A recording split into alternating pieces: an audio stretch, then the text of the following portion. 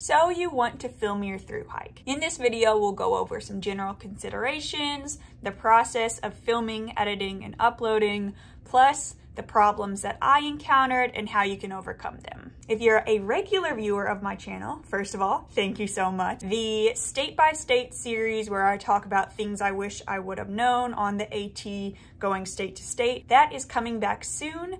Right now I'm trying to work on my AT documentary and do that, and with both of those being pretty involved processes, I'm like, first I'm gonna finish the documentary, then I'm gonna go back to the state series so I can really research and give you the best information possible. If you're not a regular viewer, welcome. Oh my goodness, so glad to have you. My name's Maddie. Beer and Beautiful Places. It's about going and exploring the world with different adventures. Right now I'm focusing more on the AT and thru hiking in general, but anyway, let's get started. Really, there's so much I could talk about when it comes to filming a thru hike, but this is gonna be the essential stuff you need to know. First, I want to say not everyone films their thru hike. If you've only seen a certain trail on YouTube, you might get the idea that everyone is out there vlogging. Obviously, you can't be on trail if you're not filming it. But in reality, let's see, I knew me, obviously. I had 2 friends that were vlogging and a handful of people I ran into, maybe like 5 or 6 total, that were filming. And I met 200, 300 hikers. Sometimes I get the feeling there are people out there that think the only reason some folks hike is to post it, and I just want to tell you that can't be further from the truth. Next, let's talk about why you're filming your thru hike. You might already have a channel that this fits in with and it's just the perfect match. You might be starting a channel for the first time and it's really just for family and friends. You're not committed to posting regularly. You're not trying to do some behind the scenes stuff. You just want to show your thru hike. You might be starting a channel for the first time, filming your thru hike and then hoping to post more after that. You might be hoping this kind of gains some tractions and you get more people following along with you that aren't necessarily your friends and family. Or maybe a combination of the two where you say it's for friends and family, but really you're hoping it gets pretty popular, you get sponsored, you become the most famous YouTube vlogger ever. But anyway, I think it's important to define why are you doing this from the beginning, because then you can think about, okay, how much time am I gonna put into this? Do I need to do any research before? If you're wanting to get more views, I would just type into YouTube advice, YouTube education channel, YouTube for beginners, and there's so much that goes into a title and thumbnail, how to structure your videos, how to start your videos, how to end them. Going back to what I said before about time limits, you might want to think about, okay, I'm gonna spend this much time on a 0 day on this and then I'm gonna rest. If this is the start of a new channel, you might want to go ahead and post some videos already to get the ball rolling. You could talk about what gear you're taking, what you're looking forward to versus what you're afraid of, introducing yourself and making a thru hike announcement. That way, if you don't already know, you can get used to what camera you're using, your editing software, and uploading it.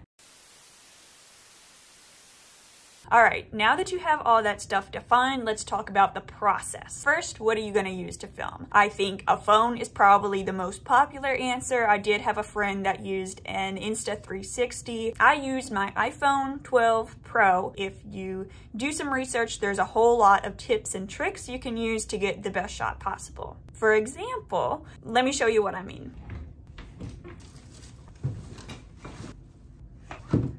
Turns out it was right here the whole time. Anywho, for example, if you're going to set up a shot where you're walking past the camera, it might be tempting to set your phone like this so that while you're walking, you can kind of sneakily look over and make sure you're in the frame.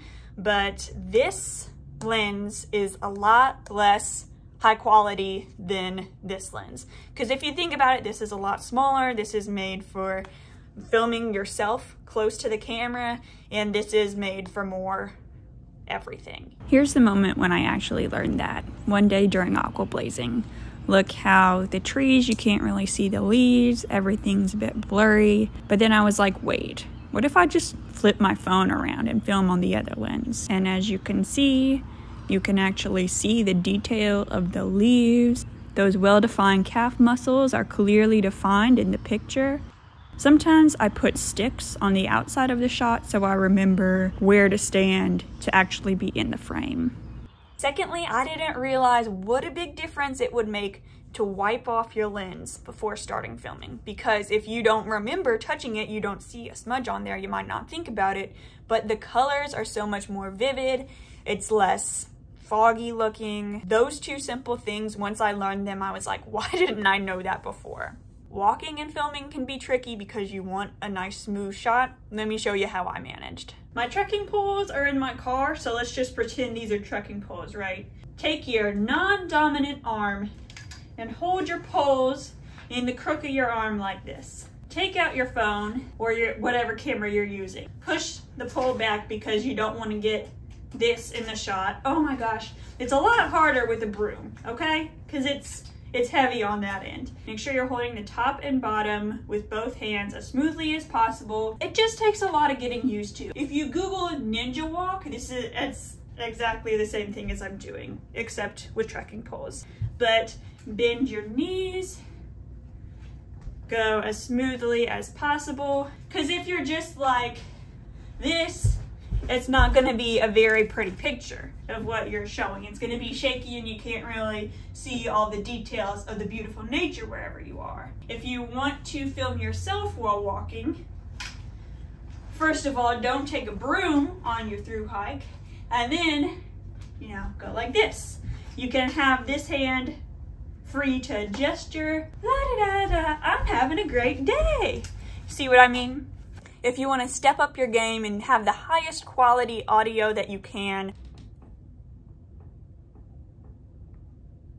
this is from a company called Boya. It was about 50 bucks. If you're trying to look up something similar, type in shotgun mic for iPhone. It just plugs in to your charging port. You can face it towards you, or if you're filming someone else, face it towards them.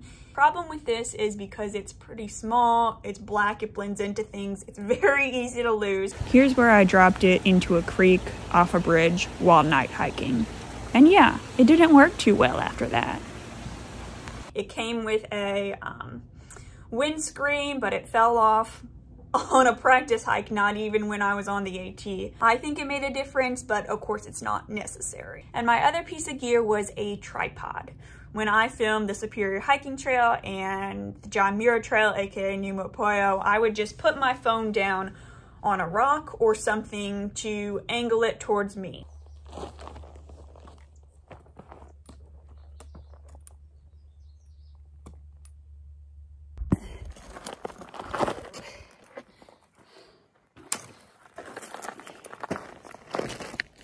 But on the AT, I wanted to step up my game a little, so I got a lightweight tripod.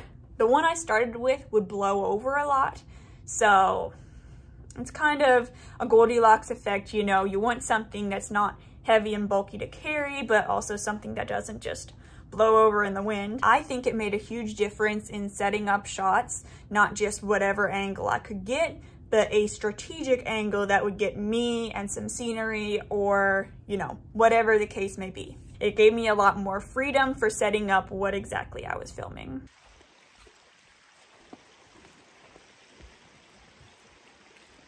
If I needed more light in a shot, I would use my headlamp that I was already carrying. I was already carrying a power bank, but we'll talk more about power in a second. Okay, so now that you have your camera, you have any extra gear you might want to take, let's talk about the actual process of filming. What are you gonna film? You could film the campsite you wake up at, your morning routine of eating, stretching, packing your stuff up. Hiking, you could film point of view shots where you're moving forward. You could set up a tripod or just the shot in general and see you moving past the camera. Of course, you could film yourself talking while walking. You might want to film your lunch spot. You might want to film the people you're with. Basically, what I'm saying is the more you can think, oh, I should film this, the more you have to, show your experience. That being said though, are you gonna film your town days and your 0 days, or are those reserved for resting and you just want to capture the in the woods part of the experience. Another thing to think about, are you going to document the not so great parts of your hike? When you're tired, when you're in pain. On one hand, you could think of filming the not so great parts of your hike as being honest and realistic,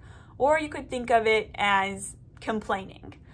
On the other side, you could think of only filming the good as romanticizing and making it better than it really was, or you could think of being positive and what you pay attention to is what you're going to remember.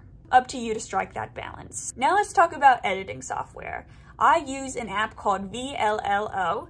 There's a free version, and then if you pay, I think $10 a month, the full version comes with the ability to do picture-in-picture. I'll do an example of what that means. There's also iMovie or whatever app comes with whatever phone you have. In my opinion, the best editing software to use is the one that you are best at. So if you're already familiar with something, personally, I would just go with that. If you want to put music in your videos, some editing softwares come with free background music. I want to give a shout out to Oak Studios here on YouTube. It's music that's free to download.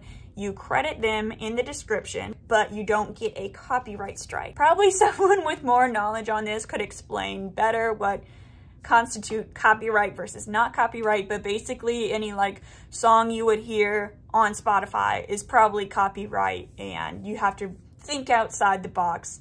Not usually what you listen to, but something with a similar vibe maybe, unless you don't want to monetize. I think that's an option now on YouTube to just not monetize your content, and you can use whatever songs you want to. And the last step would be uploading. Saving it from a project on the editing software to an actual glued together video file, finding Wi-Fi, getting it up on YouTube if you want to do a thumbnail, title, description, all that stuff. And remember to credit your music, of course. Now let's talk about some issues you could run into. My biggest reoccurring, most pain in the butt problem of my AT thru hike, or AT long distance hike, was storage. In the beginning, I had videos set to post on my channel till I got a few weeks into my hike, and of course that was for safety because I didn't want anyone to be able to figure out exactly where I was, and I bought myself some time where I didn't have to churn out videos right away. I was gonna have a 3-week gap where if I didn't get something done 1 week, then I would still not have to worry about it for a little bit. But what happened was I had the footage on my iPhone. Then whenever I was somewhere with service or Wi-Fi, some of those clips would go up into the iCloud. When I went away from that, those clips were up there for good. They just appeared as black spaces in my edited video. And so those videos that I worked on ahead of time, I couldn't use them anymore because some of the clips were just magically not there all of a sudden, so I had to redo those videos. What I could have done to avoid that was, if you're using an iPhone, you can turn off the settings so that clips don't automatically go to the iCloud. That being said, you run the risk of, if you break your phone, if you lose it, you're gonna lose those clips too. You know, not great either way. What I ended up doing is a longer term solution. At first, I was looking for something like a flash drive that I could plug into my phone. Those things do exist, but instead of carrying an extra device with me, there's a lot of online storage options. I think they're just as reliable. I'm not an expert. I use something similar to Google Drive, but it was paid for. I bought some extra storage space, so I didn't have to worry about that storage running out. Every time I was in town, I would finish whatever video I was working on, save it, upload it, and then take all those clips from my camera roll and save them to my online storage. Then, the scariest part, I would go back and delete those clips from my phone to make more room to take more videos. This was really, really scary because what if I missed something? I didn't delete my most favorite shots so that even if worse comes to worse, and you know technology, if magically all those files I uploaded are gone, then at least I have some shots. Another issue I ran into was finding Wi-Fi. Now with a hike like the AT, where you go into town every few days, the problem could have been a lot worse. If I was somewhere like the CDT, where it's more remote, you really don't go into town that often, I think that'd be a lot harder with options more limited. But that being said, it was still a little bit of a struggle. For example, I was staying at Woods Hole Hostel, which is like a beautiful place, and I was so excited when my family decided to take a 0-day there, because I was like, perfect, I'll get my video uploaded in the morning and I can just relax, I can do yoga, I can walk around the gardens. But there wasn't any Wi-Fi there, so I walked up a hill to try to find service, and I just spent all day like refreshing my phone, making sure it was uploading little by little, and it took the whole entire day. I didn't get finished uploading till after dinner. Also, another thing is because I already had a channel before the hike and I want to post regularly every Wednesday, 8 p.m. Eastern time, so people always know when it's coming and hopefully they watch with a little more regularity. That day, it was late to post. It was like 8:15 when it was up, but I was still like, oh my goodness, I spent all day on this. In retrospect, I wish I would have asked around for anyone with a car that might be willing to drive me into town if I paid for their gas, and if we went to a coffee shop, I would buy them something. I can't think of too many examples when I didn't have Wi-Fi after that, just because I was in the habit of knowing I'm going to town, I need to find a place with Wi-Fi. But I missed yoga. What are you gonna do? That's another thing where it goes back to knowing ahead of time your expectations for yourself and how much you're gonna post, how much regularity are you gonna post things with, and also how involved your videos are. Some people just line up their clips in chronological order and post it. Some people cut out like when they say something wrong. Some people set music to it. There's so many different layers of how involved you're gonna be with editing. You know, the more you get into that, the more time consuming it's gonna be, but for some viewers, like, the personality is more important than fancy editing, so it's up to you, and it's all a shot in the dark, really. Moving on to issue number 3, negativity. If you really want to avoid negative comments, there is an option to turn commenting off on videos. The downside to that is you're going to have 0 comments and no one's going to be able to say anything, even if it's positive. If you're out there and you are receiving some negativity, what helped me was to just tell my friends about it, and they would be like, no, you work so hard, like, your videos are awesome, they don't know what they're talking about. And that social support is really what got me through that. But I also want to say, if you're just starting out, I'm not saying no one will ever say anything mean ever, but in the beginning of my YouTube journey, I received far less negative comments, just because the number of comments are a whole lot less when you're a smaller channel. So the first time someone said something mean to me, I was almost like, are you my first hater?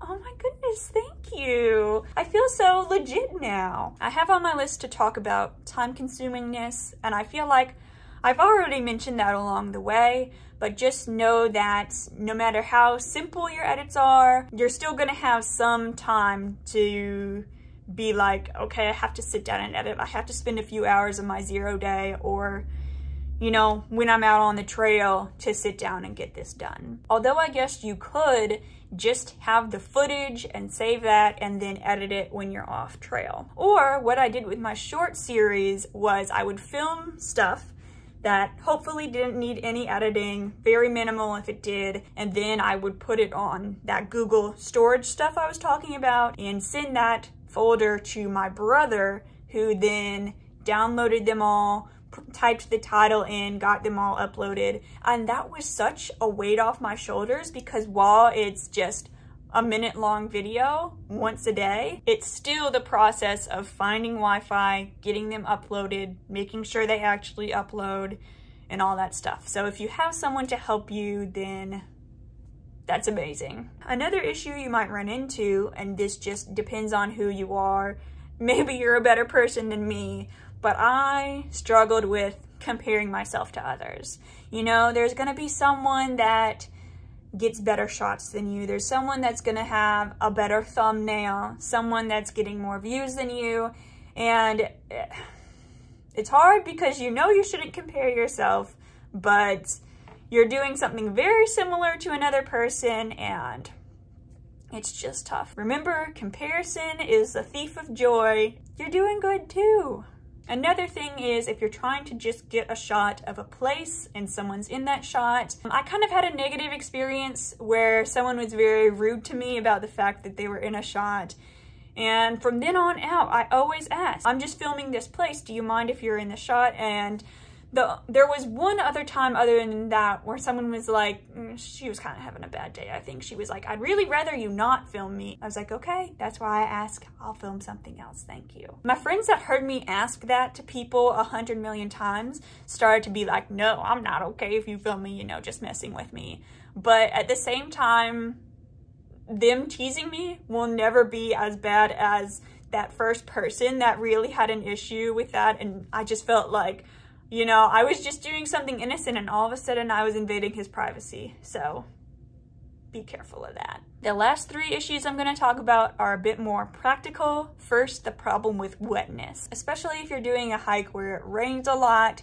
Wetness can be an issue. I had a friend, not that he was even filming, but because he was listening to music over headphones while it was raining, somehow water got in that port and his phone broke completely. You can carry rice with you. It's the non-flavored kind. Couscous doesn't work. You could carry that with you as like a backup food, you know, a backup meal in case you can't get into town as fast as you're planning. I think I got so lucky for how many times I was like, oh, it's raining, but I just gotta film this. How many water crossings I filmed, like walking through the water. Every time I was like, if I drop my phone, like my life is over. I have so much footage that I'm so excited for that I don't want to lose. That's where my map is. That's how I communicate with people. So yeah, that's a really scary part. Try to protect your camera and your gear as much as possible. Plus there's the issue of power too, like electronically. The more you film, the more of your battery is going to be used up. I only had an issue one time. It was in the whites because I thought my power bank was charging and it wasn't. So what I ended up doing was I would strike up a conversation with someone that was just in the whites on a 1 or 2 day trip. And I wouldn't just like, hey, how you doing? Can I use your power bank? But bring it up in a more polite way. But that's another thing where, because I was on the AT and you go into town every so often, it probably wasn't as much of a problem as it will be in a more remote trail. Maybe consider carrying 2 power banks, but that largely depends on what trail you're doing, how much you're gonna film, stuff like that. There is currently a law where you have to have a permit to film inside a national park. For me, I'm hoping that if I make a documentary about the AT, I can put it in film festivals and it can have all the like legal stuff already sorted. You know, it wouldn't be like, oh no, this is filmed illegally, you can't use this. So I went ahead and got that permit for the AT.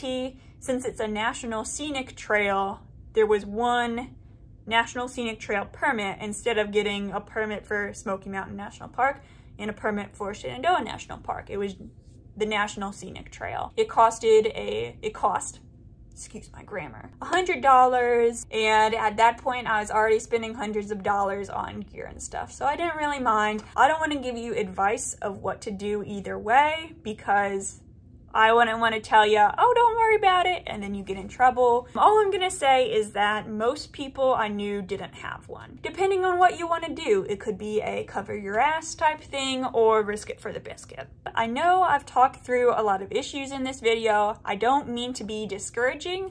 I just want to prepare you the best I can, warn you of anything that might come up. Planning this video, it was hard to think of tips for both people that already have a channel, just want to know some through hike specific stuff, versus people that are just starting out for the first time, really need to know everything. So if you have any questions, please let me know. I'll try to respond to every comment. Overall, yes, there are some downsides, there are some considerations you need to make when filming a through hike, but at the same time, it's a creative visual journal of trail memories. I've been on 4 long distance hikes, and when I did the Tahoe Rim Trail, I hadn't started my YouTube channel yet, And I remember the other one so much more because of that process of filming, the being able to look back at it and watch a video of it. I do have a journal and pictures from the Tahoe Rim Trail, but I think filming it is worth it. That's all I'm gonna say. Thank you for watching this. Love you. Have a good day.